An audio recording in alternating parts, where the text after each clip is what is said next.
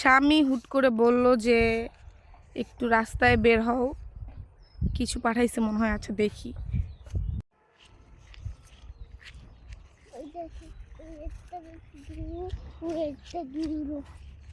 তারপর রাস্তায় গিয়ে দেখি আল্লাহ, আমার স্বামী দাঁড়ায় আছে।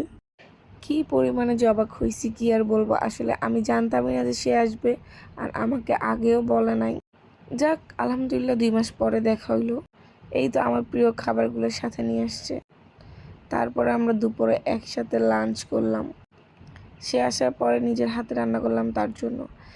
তার পছন্দের কেক বানালাম। এইটা তার প্রিয় কেক, যেহেতু আমি আগে থেকে জানতাম না তাই তাড়াহুড়ো করে ছোট করেই বানাইছি। যাই হোক, 2 দিন ব্যস্ততার কারণে আমি আসলে ভিডিও দিতে পারি নাই। ভিডিওটা কেমন লাগছে কমেন্ট করে জানাবা। আর যারা যারা দেখতেছো অবশ্যই ফলো করে দিবা।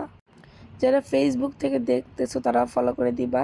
Thanks for watching. আল্লাহ হাফেজ।